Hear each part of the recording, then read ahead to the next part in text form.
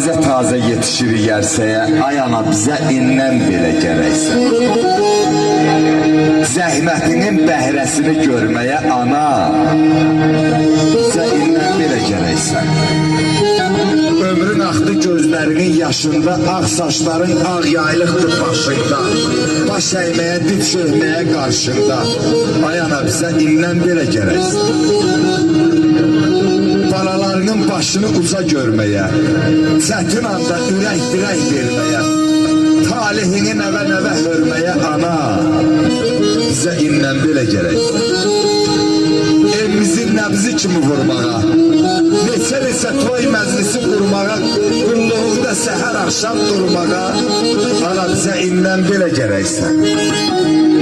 Ömrümüzü sellər yuyub apardı, qarşı yolun hər addımı divardı, ay Elman. Deyirlər ki, bu vaxtaca yaşamağa nə vardı? Ay ana bizə indən belə gərəksə. Ay ana bizə indən belə gərəksə. Eşq olsun, buyurun.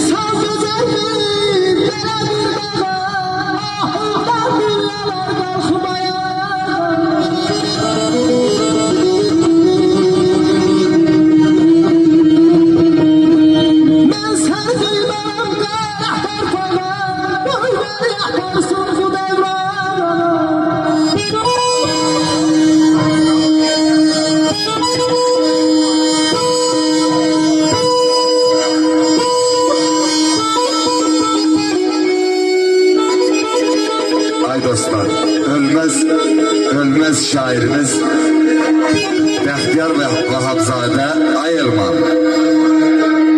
adına qurban. Ölmez şairimiz Bəxtiyar Vahabzadə deyir ki, savadsızdır. Savadsızdır, heç adını da yaza bilmir mənim anam. Ancaq mənə ay öyrədib, say öyrədib, il öyrədib, vacibi danışmağa dil öyrədir. Bax bu dillə yaşamışam, həm sevinci, həm də qəmi.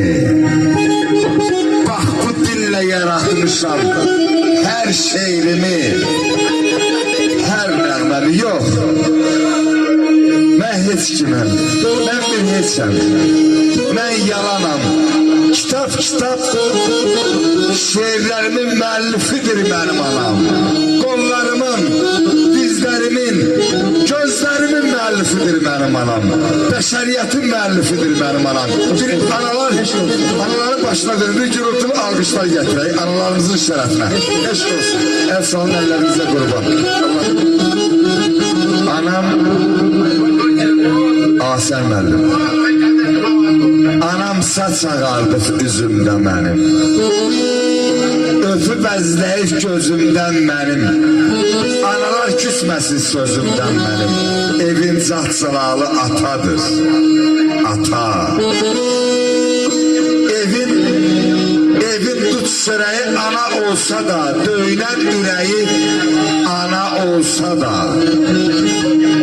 elin ağ bir çayı ana olsa da, elin aksaqqalı atadır, ata.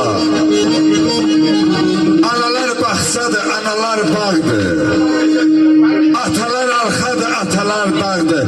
Elə şair Bəhman neçə kisardır, könlümün məlalı, atadır ata. Könlümün məlalı, atadır ata. eşk olsun. Güzel insanlara. Allah sizlere var olsun.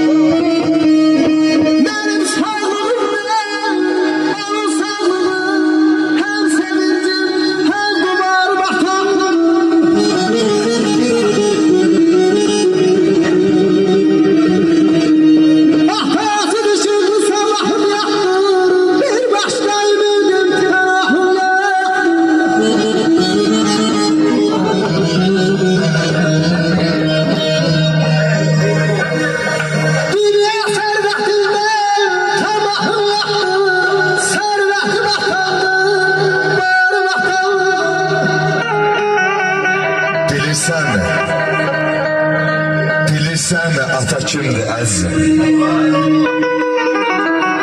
Sen onu atasız olandan soruş. Körpe yaşlarında boynunu büküp her şeye tamazı kalandan soruş.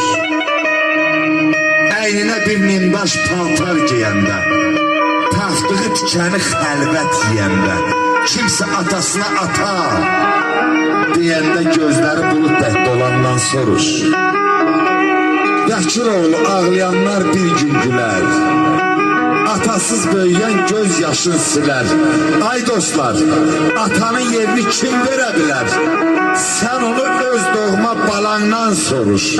Bilirsen mi ata kimdir əzizim? Sen onu atasız olandan soruş. Eşk olsun sizlere. Buyurun.